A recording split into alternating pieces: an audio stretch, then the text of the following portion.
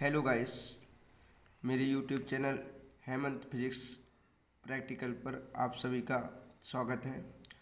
मैं आपको जो चैप्टर लेके आया हूँ उसके मैंने दो क्लास से पहले से डाल दी है ना। ये तीसरी क्लास है। इसमें आज हम क्लेटकारी लिगेंड के बारे में एवं संकुल की समन्वय संख्या के बारे में और भी अन्य टॉपिक पर चर्चा करने जाएंगे ना। तो देखिए, टॉपिक को हम स्टार्ट करते हैं। सबसे पहले हम समझते हैं क्लेटकारी लिगेंड। क्लेटकारी लिगेंड कौन होते हैं? तो बहुदंतुक लिगेंड। बहुदंतुक लिगेंड का मतलब होता है जिसमें बहुत सारे लिगेंड जब केंद्रीय धातु परमाणु को अपना अपना इलेक्ट्रॉन युग्म दान करते हैं।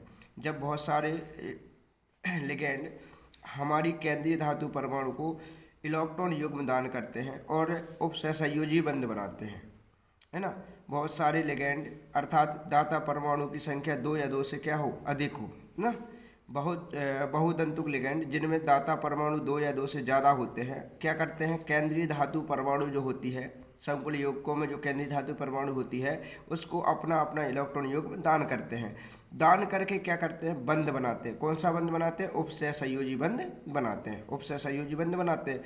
तो ऐसा कहने पर एक वलय का निर्माण होता है। ऐसा कहने पर एक वलय बनती है। देखिए, ये आप देख पा रहे हैं, ये एथिलीन डाइएमीन एक क्या है, बहुदंतुक लिगेंड है ना। बहुदंतुक लिगेंड है अर्थात इसमें दो दाता परमाणु होते हैं। एक ये ऊपर एन दिख रहा है, ये नीचे भी एन दिख रहा है। ये दोनों ही दाता परमाणु हैं जो हमारी मेटल को अर्थात धातु को क्या कर रहा है, इलेक्ट्रॉन युग्म दान कर रहे हैं।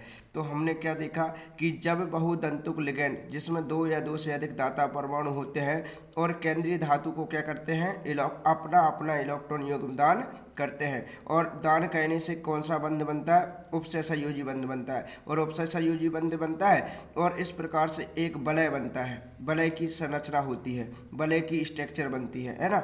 इस वलय को हम क्लेट कहते हैं।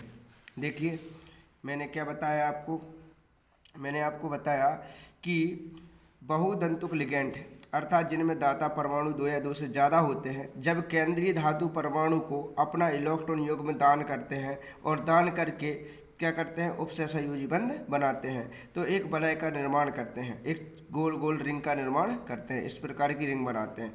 ये आप देख पा रहे हैं एथिलीन डाइएमीन क्या है, एक बहुदंतुक लिगेंड है। इसमें 2 नाइट्रोजन आपको दिख रहे हैं। ये दोनों ही दाता का काम करते हैं लिगेंड के अंदर। ये दोनों मेटल को अर्थात एम आपकी मेटल है, इसको क्या कर रहा है, इलेक्ट्रॉन युग्म दान कर रहा है और दान करके उपसहसंयोजी बंध बना रहा है। कौन के साथ में, ये दोनों हमारी मेटल के साथ में उपसहसंयोजी बंध बना रहा है। और बंध बनाते समय एक वलय का क्या करते हैं, निर्माण करते हैं। यह वलय क्लेट कहलाता है। ये जो वलय बन रहा है इसे क्लेट कहते हैं। तथा ऐसे लिगेंड जो इसमें भाग लेते हैं उन्हें क्लेटकारी कहते हैं। ये जो एथिलीन डाइएमीन इस प्रकार की संरचना में वलय में भाग ले रहा है, तो जो इसमें भाग लेता है उसे क्लेटकारी लिगेंड कहते हैं या वो क्लेटकारी लिगेंड कहलाता है। तथा यह प्रक्रिया क्लेशन कहलाती है। ये पूरी प्रोसेस क्लेशन कहलाती है ना। अच्छा, क्लेट के निर्माण से संकुल का स्थायित्व बढ़ता है। मतलब संकुल जो होता है वो स्थायी हो जाता है। किसके कारण? क्लेट के निर्माण के कारण। ये जो क्लेट बन रहा है इसके कारण आपका जो संकुल होता है वो स्थायित्व बढ़ जाता है, उसका स्थायित्व बढ़ता है। और साथ साथ एंट्रोपी में कमी आती है, मतलब अव्यवस्था घट जाती है, बिखराव कम हो जाता है। आगे देखिए, अब हम नेक्स्ट टॉपिक की बात करते हैं, संकुल की समन्वय संख्या। समन्वय संख्या क्या होती है भाई मेरे? तो किसी संकुल में केंद्रीय धातु परमाणु, ये आप देख पा रहे हैं, ये एक प्रकार से ये आपके लिए मैंने उदाहरण लिखा है और इसी का त्रिविमीय संरचना मैंने बनाई है ना।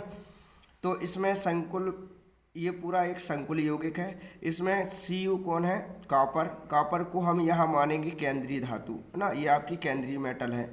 तो किसी संकुल में केंद्रीय धातु परमाणु, ये आपका कॉपर एक केंद्रीय धातु परमाणु है।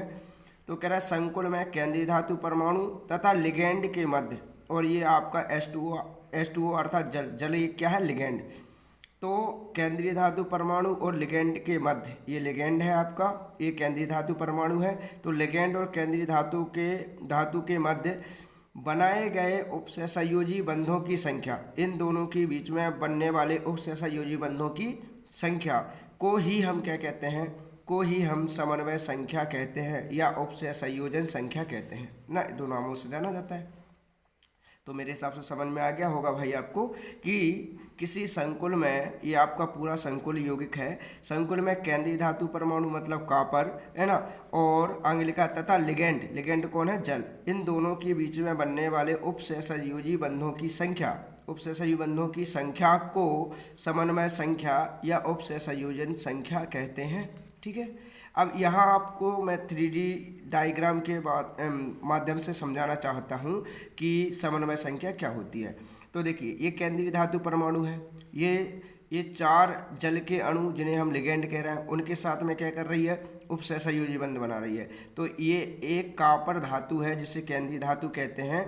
ये 4 लिगेंड है ना, ये 4 लिगेंड क्या कर रहे हैं, हमारी केंद्रीय धातु परमाणु के साथ में उपसहसंयोजी बंध बना रहे हैं। तो यहाँ जो संख्या आप देखेंगे, उपसहसंयोजी बंधों की संख्या कितनी है, 4, 1 2 3 4।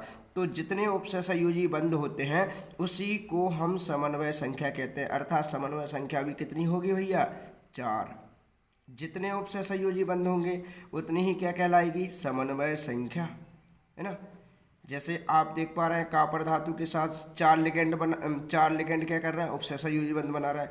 तो जितने लिगेंड जुड़कर उपसहसंयोजी बंध बनाएंगे उतनी ही क्या कहलाएगी, समन्वय संख्या कहलाएगी। उसी को हम समन्वय संख्या कहते हैं। 4 लिगेंडों ने 4 उपसहसंयोजी बंध बनाए तो समन्वय संख्या 4। ठीक है, सिंपल है। मेरे हिसाब से आपको समझ में आ गया होगा ना। इसी के साथ हम आगे की टॉपिक की चर्चा नेक्स्ट क्लास में करेंगे। ठीक है, धन्यवाद।